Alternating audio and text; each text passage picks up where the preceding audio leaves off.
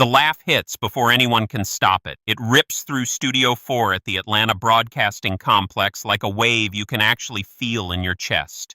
300 people gasping, clapping, falling into each other. A woman in the second row grabs her husband's arm so hard he winces on camera. Steve Harvey is standing at the front of the stage with his mouth wide open, one hand on the podium, the other pointing at a man in a dark suit who has just said 5 words into a microphone. 5 words. That's all it took. The cameraman on the left side of the stage actually lowers his rig for a second because he's laughing too hard to hold it steady. A production assistant backstage has her hand over her mouth.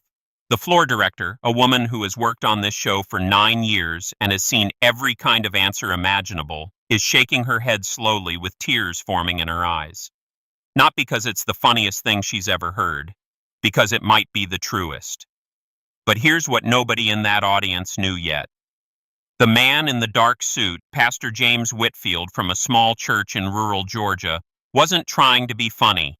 He wasn't trying to go viral. He was trying to save his marriage. And those 5 words were the most honest thing he had ever said on television or anywhere else. Let's go back to the beginning. If stories like this remind you why family matters, go ahead and hit that like button and subscribe. You don't want to miss what happens next.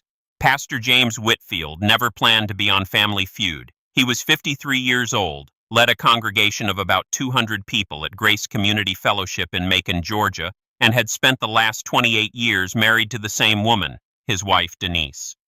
They had 3 grown children, a mortgage that was almost paid off, a life that looked from the outside like everything was exactly where it should be. From the outside. The truth was messier than that.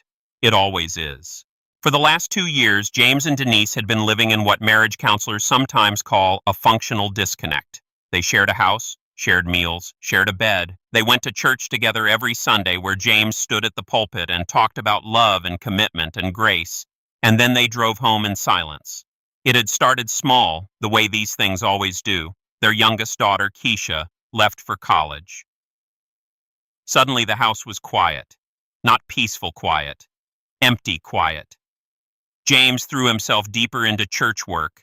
Extra Bible study sessions, more community outreach programs, longer hours in his office preparing sermons that he poured everything into. Denise started spending more time with her sister in Savannah. She picked up painting again, something she hadn't done since before the kids were born. She took a weekend cooking class. She filled her days with activity the way you fill a crack in a wall, enough to cover it, but the crack is still there underneath. They stopped arguing, which sounds like progress, until you realize they had also stopped talking.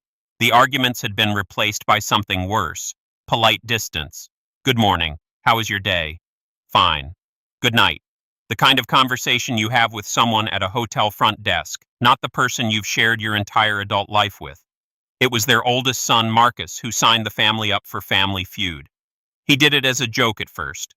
Filled out the online application during a Thanksgiving dinner when the family was actually all together and actually laughing for the first time in months. When the casting producers called back 3 months later, Marcus saw it as something more than a game show. He saw it as an excuse to get his parents in the same room, doing something together with no pulpit to hide behind and no sister's house to escape to. Dad, just do it, Marcus said on the phone. When's the last time you and Mom did something fun together? Something that had nothing to do with church? James couldn't answer that question, and the silence said everything. The night before the trip, James found Denise in the kitchen packing snacks for the flight. She had bought trail mix and those little packs of peanut butter crackers that Keisha loved as a kid. James stood in the doorway watching her and felt a wave of something he couldn't name. She was still taking care of everyone, still thinking about the small things. He wanted to say something, anything, but the words felt too big for the space between them. So he just said, "Need any help?" And she said, "I'm fine." 2 words that meant the opposite of what they said. They both knew it. Neither of them pushed. So the Whitfield family flew to Atlanta, James and Denise, Marcus and his wife Tamara, their middle child David, and Keisha, who had driven up from her college campus in Auburn.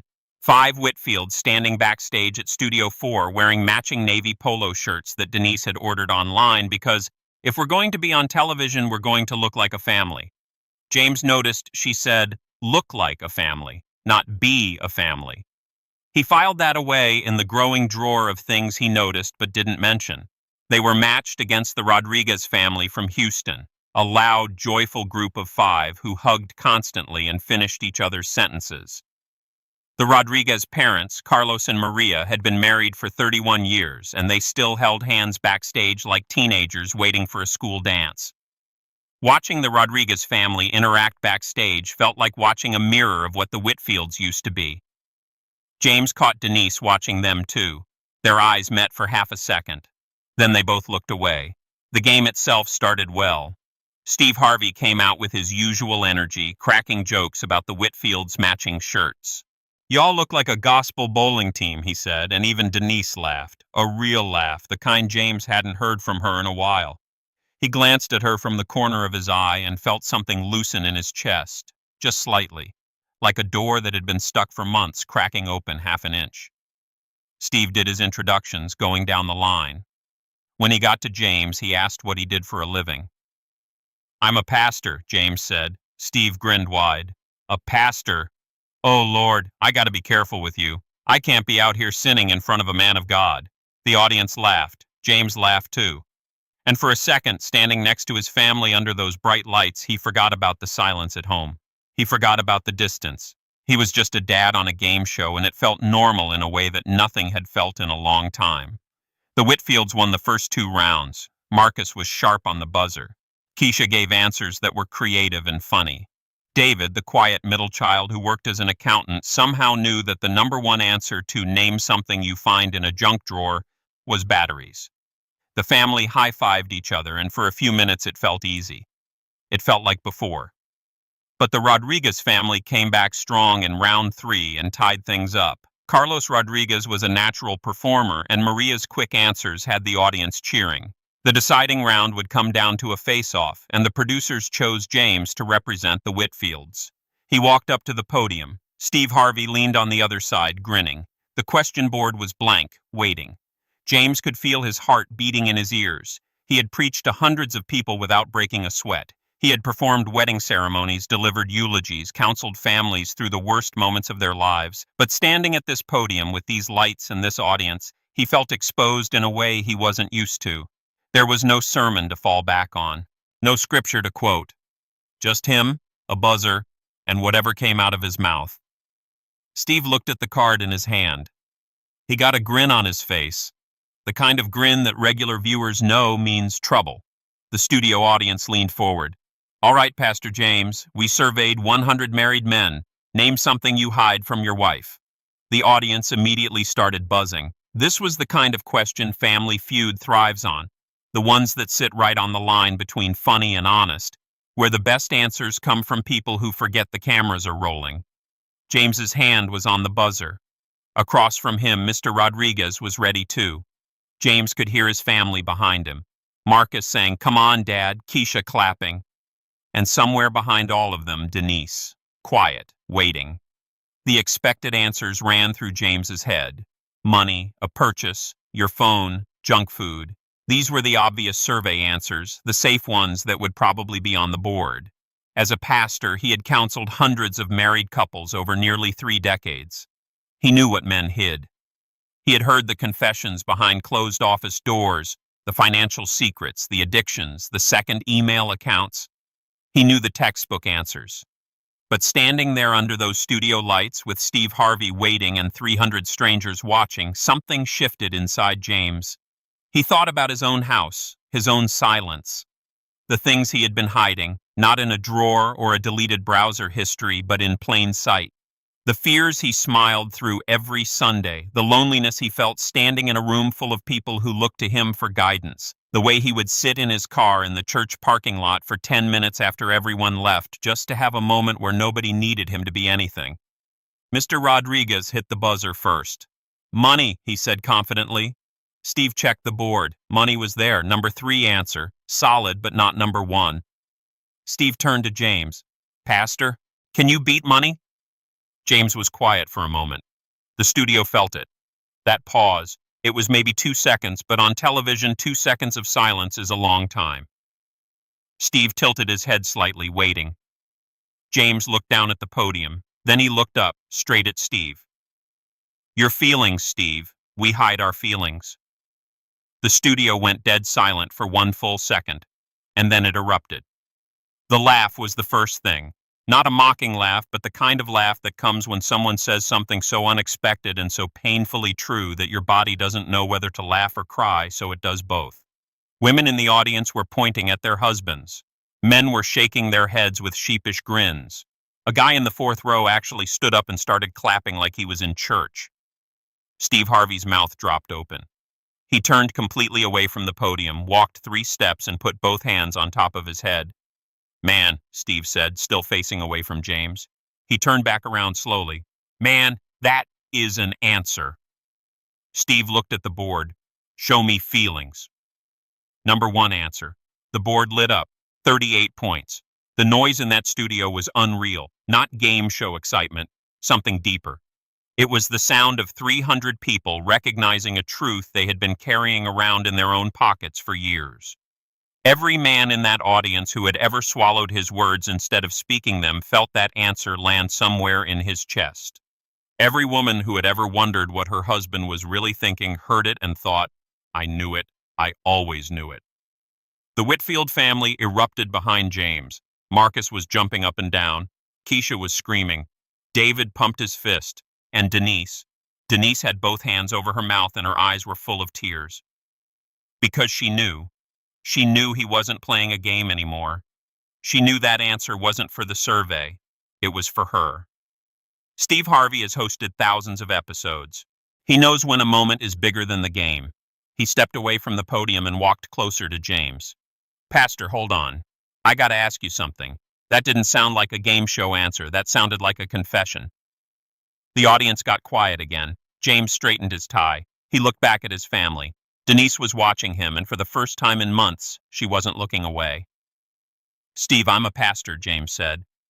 "I stand in front of people every week and tell them to be honest, to be vulnerable, to trust God with their struggles. And the whole time, I'm going home and hiding from my own wife, not hiding money or a phone, hiding the fact that I'm scared. Scared that after 28 years, I don't know how to talk to her anymore." You could hear a pin drop in that studio. James continued. "When our kids left home, I realized something terrifying. I had spent so many years being dad and being pastor that I forgot how to just be James. And I think Denise forgot how to just be Denise. We became roommates in our own house." Steve was nodding slowly. "I've been married 3 times, Steve said quietly. "And I'll tell you something. The thing that almost killed my current marriage wasn't another woman. It wasn't money. It was exactly what you just said, hiding how I really felt because I thought being strong meant being silent." James looked at Steve. "My son signed us up for this show. I think he did it because he could see what Denise and I couldn't, that we were losing each other in slow motion. And this," he gestured at the stage, the cameras, the audience, "this silly game show might be the first honest conversation we've had in 2 years." Steve turned to look at Denise. She was crying openly now, not the quiet, polite kind of crying. Real tears. "Denise," Steve called gently, "would you come up here for a second?" Denise hesitated. Then Marcus put his hand on her back and whispered something nobody else could hear. She walked to the front of the stage. Her steps were slow, deliberate, like she was walking towards something she had been avoiding for a long time and finally deciding not to run from it.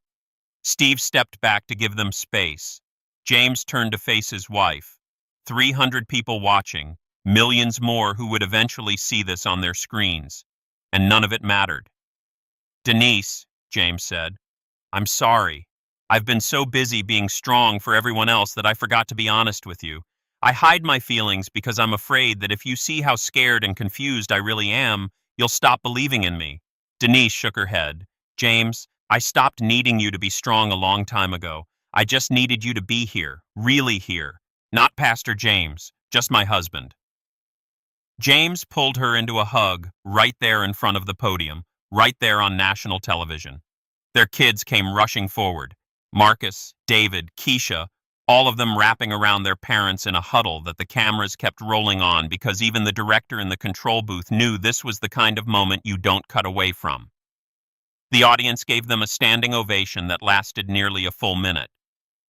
Somewhere in the back of the studio, a man who had come to the taping alone, a guy who had driven down from Chattanooga just to see a fun game show, quietly took out his phone and texted his wife 3 words: "I miss us." He wouldn't find out until later that night when he got home that she had been waiting to hear something like that for months. Steve wiped his eyes with the back of his hand. "I need a minute," he said into the camera. "I was not ready for church today." Backstage, after the taping paused for a commercial break, Keisha, the youngest, the one whose leaving for college had started the silence, found her father sitting alone on a folding chair. She sat down next to him and put her head on his shoulder. She didn't say anything for a while. Then she said, "Dad, I didn't know. I didn't know you and Mom were going through that. I feel like it's my fault for leaving." James shook his head. "Baby, it was never about you leaving. It was about us not knowing how to stay. You leaving just showed us what we had been avoiding." The Whitfields went on to win the game. They made it to fast money and won the $2,000 prize. But honestly, nobody remembers the final score. What people remember is what happened after the cameras stopped recording the official show. Steve Harvey pulled James and Denise aside backstage. He didn't have cameras with him. He didn't have producers taking notes. He just had something to say, one married man to another. "What you did out there," Steve told James, "that was the bravest thing I've ever seen on my stage. And I've seen people sing, dance, cry, and make complete fools of themselves. But I have never seen a man stand up in front of the world and admit that he's hiding from his own wife. That takes a kind of courage most people don't have." James shook his head. "It wasn't courage, Steve. It was desperation. I was running out of time to say the things I should have said years ago." Denise spoke up for the first time since the stage. "You know what hurt the most? It wasn't that he hid his feelings. It was that I did too. I was so focused on being angry at him for pulling away that I never told him I was doing the exact same thing." Steve pointed at both of them. "That right there, that's the real answer. It's never just one person hiding. It's both of you. And the only way out is for somebody to go first." Something interesting happened backstage too. Carlos Rodriguez, the patriarch of the opposing family, found James in the hallway before both families left the studio. He shook James's hand with both of his own and said, "You know, Pastor, I've been married 31 years, and I wanted to tell you, Maria and I went through the same thing about 10 years ago. We almost didn't make it. You did the right thing today." James thanked him, and the two men stood there for a moment, two strangers connected by the one thing every long marriage eventually faces, the hard part. When the episode aired 2 weeks later, the clip of James's answer and the conversation that followed went viral in a way nobody expected. It wasn't the funny moment that spread, although plenty of people shared it for the humor. What spread was the full, uncut version that the show posted online, including Steve's conversation with James and the moment Denise came to the stage. Within a week, the clip had 40 million views. The comments section became something unusual for the internet, actually thoughtful. Thousands of men wrote about their own experiences hiding their feelings. Women wrote about recognizing the same patterns in their own marriages. Therapists started sharing the clip in sessions as a conversation starter. One comment from a man named Derek in Ohio got over 200,000 likes on its own. He wrote, "I've been married 11 years and I just realized I've never once told my wife when I'm afraid. She thinks I'm handling everything. I'm not handling anything. I'm just quiet." Marriage counselor Dr. Rita Simmons, who specializes in what she calls empty nest disconnection, posted a response video that got 3 million views on its own. She explained that what James described, the slow drift after children leave home, affects nearly 60% of long-term marriages. She called it the quiet crisis because it doesn't look dramatic from the outside. There's no affair, no addiction, no blow-up, just two people who forget how to reach for each other. Back in Macon, Georgia, something unexpected happened at Grace Community Fellowship. The Sunday after the episode aired, James's church was full. Not just the usual 200, but nearly 400 people. Some had driven from neighboring towns. A few had come from as far as Atlanta. James stood at the pulpit that morning and did something he had never done in 25 years of preaching. He threw away his sermon notes. "I had a whole sermon prepared about faith," he told his congregation. "But after what happened this week, I think God is asking me to talk about something harder. So today I want to talk about what we hide and why we hide it." He talked about the pressure men feel to perform strength. He talked about the loneliness of leadership, how pastors, coaches, fathers, bosses, and anyone in a position of authority can fall into the trap of believing their own mask. He talked about how he had spent 28 years telling other couples to communicate while his own marriage was slowly going silent. He didn't sugarcoat it. He didn't wrap it in a neat spiritual bow. He was just honest. Denise was sitting in the front row. Halfway through, she stood up, not dramatically, just quietly, walked to the pulpit and took her husband's hand. They stood there together as James finished speaking. When he was done, half the congregation was crying, not sad crying, the kind of crying that happens when something locked inside you finally breaks open. Act 5. Wisdom Integration, 1600 TARD, $2,200. James and Denise started marriage counseling the week after the show aired. Not because they were in crisis. They had actually been in crisis for 2 years and hadn't called it that. They started counseling because for the first time they were both willing to stop pretending everything was fine. Their counselor later said something James would repeat in interviews for years afterward. The hardest part of fixing a marriage isn't the fixing, it's the admitting. The early sessions weren't easy. Denise admitted that she had felt invisible for years, that James gave the best of himself to his congregation and came home with whatever was left over, which most nights wasn't much. James admitted that he had been afraid to retire from being the pastor because without that role he didn't know who he was to her anymore. They fought in that counselor's office. Really fought, for the first time in 2 years, raised voices, hard truths, the kind of arguments that feel terrible in the moment but are actually a sign that two people have stopped being polite and started being real. James and Denise started a couples workshop at their church called The Honest Table. The concept was simple. Once a month, couples would sit across from each other at a table and take turns finishing the sentence, "Something I haven't told you is." No phones, no distractions. Just two people practicing the terrifying act of being seen by the person they chose to spend their life with. The first session had 8 couples. Within 6 months, they had to move to the church fellowship hall because 70 couples were showing up. Other churches started reaching out asking how to run their own version. James created a simple guide and gave it away for free online. Within a year, Honest Table groups were meeting in over 200 churches across the Southeast. One couple from the very first session, a firefighter named Terrence and his wife Angela, later told James that the Honest Table saved their marriage. They had been 3 weeks away from filing divorce papers when they sat down at that table. Angela finished the sentence with, "Something I haven't told you is, I don't think you love me the same way anymore." Terrence had stared at her across the table and said, "I love you more than I did on our wedding day. I just stopped showing it because I was afraid you didn't want it anymore." They never filed those papers.